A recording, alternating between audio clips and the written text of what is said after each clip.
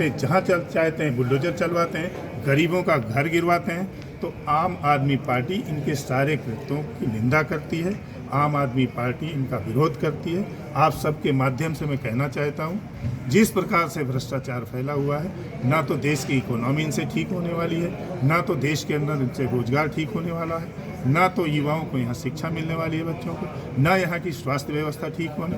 हर क्षेत्र में मौजूदा सरकार का फेलियर रहा है।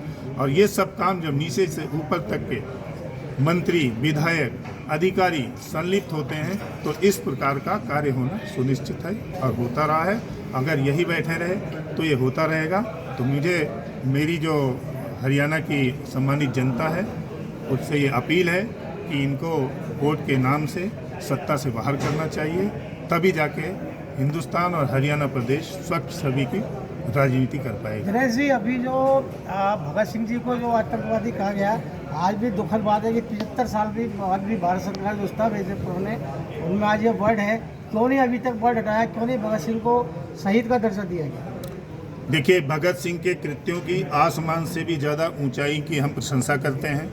हम उनके किए हुए कार्यों का, जो उनकी कुर्बानियां हैं देश के प्रति, जो उन्होंने बलिदान दिया है, उस बलिदान की हम लोग सब प्रशंसा करते हैं। और हम कृतार्थ हैं कि उनके बदौलत ही हम आज यहाँ खुली हवा में और आज़ादी की सांस ले रहे हैं। मैं आम आदमी पार्टी, हमारे सभी पदाधिकारी श्री सिमरनजीत सिंह मान के वक्तव्य की निंदा करते हैं और इनसे यही उम्मीद की जा सकती है, जिस प्रकार की अच्छे कामों में एक आसमान की ऊंचाई होती है, ये गंदे कामों में, अपने अल्फाजों में, अपने व्यवहार में ये सागर की गहराई से भी नीचे जा चुके हैं और इस देश की जनता इनके कृत्यों को जान चुकी है। पंजाब सरकार इतराज जता रही है, आप क्या कहेंगे इस पर? दोबारा चंडीगढ़ के विधानसभा बनने के लिए पंजाब सरकार, विधानसभा भवन बनने पर पंजाब सरकार इतराज जता रही है।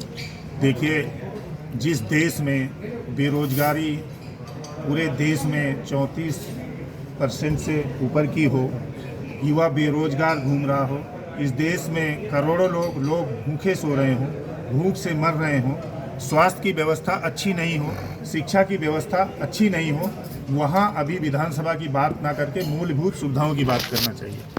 ढिल्लोखेड़ी के विधायक भगवान दास कबीर पंथी जी अवैध ज़मीनों पे कब्जा करा रहे हैं, पुलिस को प्रेशर दे करके ज़मीनों पे कब्जा करा रहे हैं। लोग यहाँ पे आते हैं, उनकी कोई फरियाद नहीं होती, सुनी जाती है। इस पर क्या कहना? मैंने आपसे पहले कहा कि भाजपा शासित अधिकारी, कर्मचारी, नेता, मंत्री, सारों का सारा एक ही एजेंडा है, भ्रष्टाचार से इस देश को किस प्रकार से खोखला किया जाए।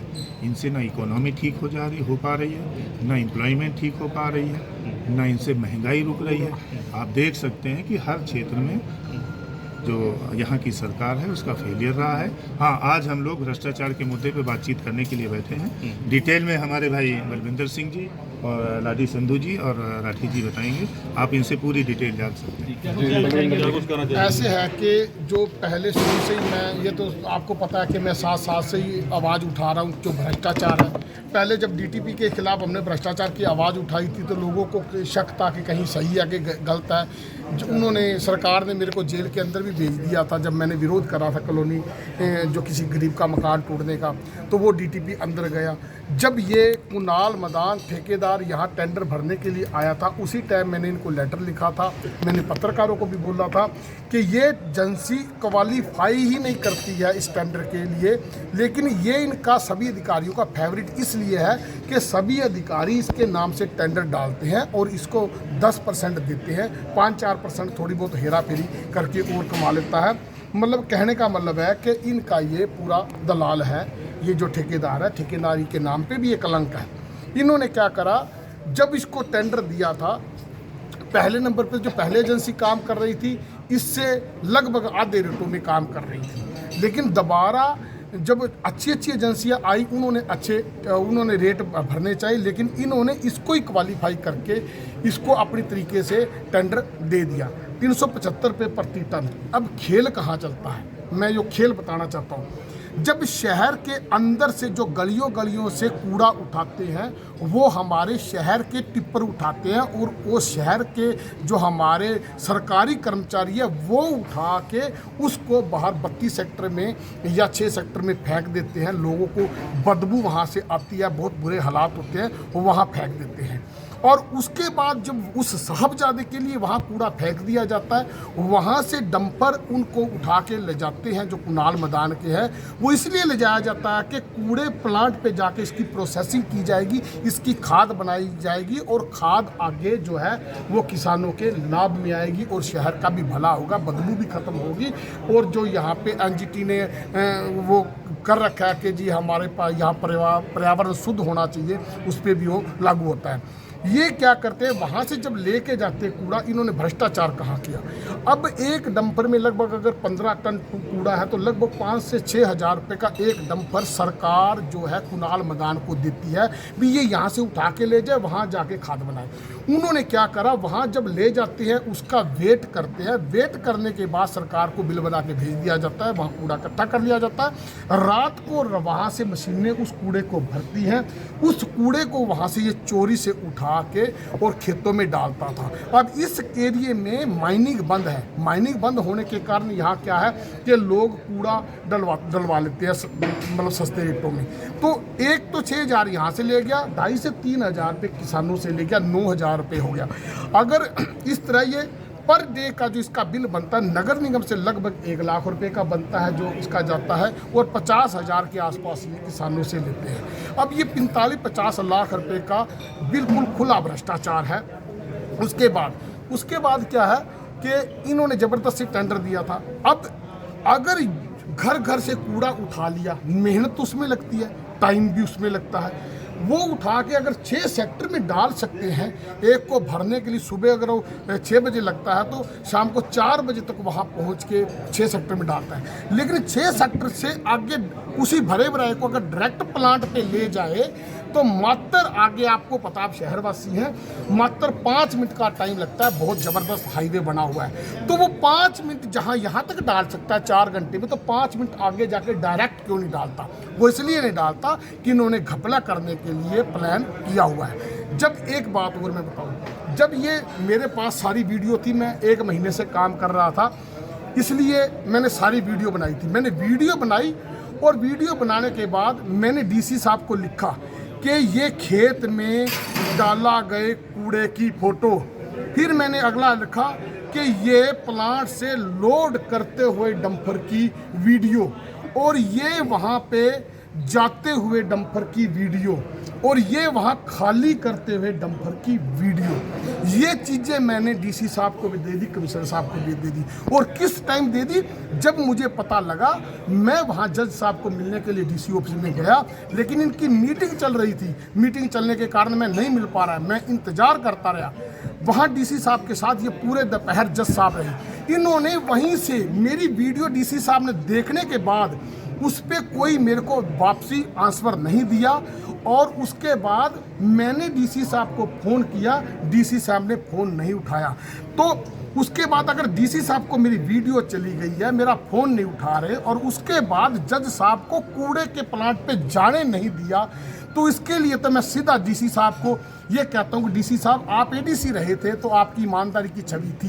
2 बातें हैं, या तो आप खुद भ्रष्टाचार में पूरी तरह संलिप्त है, आप ये माने, या आपको ये तय करने पड़ेगा कि आपके ऊपर कौन सा दबाव था जो आपने इतनी बड़ी वीडियो को इग्नोर करते हुए, वो भी जो 2 बार से नगर निगम पार्षद है उसकी वीडियो को इग्नोर करते हुए उसका फ़ोन भी नहीं उठा रहे, और मैनेज करके वहीं से वही जज साहब को वहाँ से भेज रहे हैं। जब इन्होंने ऐसा कर दिया, मैंने कहा ये तो मामला गया। मैंने कुछ पत्रकारों को फ़ोन किया, उन पत्रकारों ने वहाँ पे उसके पीए को फ़ोन किया, मैंने पीए को भी वीडियो भेज दी है, क्वेश्चन मार्क और है। मैंने कल तो भेजी डीसी साहब को, उससे भी एक दिन पहले जो जज साहब के साथ में आए थे पीए बाबूराम जी, मैंने उनको ये वीडियो भेज दी थी। उन्होंने उस वीडियो को देखने के बाद, जब मैंने बीच में लिखा था कि मैं प्लांट पे जाके मैं सारा कूड़ा मौके पे आपको दिखा सकता हूँ, तो ऐसी कौन सी मैनेज किस तरीके से हुए थे वो, कि उन्होंने उस वीडियो को इग्नोर किया, और उसके बावजूद जज साहब के सामने उस वीडियो को प्रस्तुत नहीं किया कि बलविंदर सिंह पार्षद ऐसी वीडियो दे रहे हैं और वो कह रहे प्लांट पे आओ, बहुत बड़ा घोटाला, आग के बंद भी करोगे तो भी आपको दिख जाएगा। तो उन्होंने ऐसा पीए साहब ने क्यों किया, फिर कमिश्नर साहब ने ऐसा क्यों किया, डीसी साहब ने ऐसा क्यों किया? क्या किसी ने भी मेरा फ़ोन नहीं उठाया था?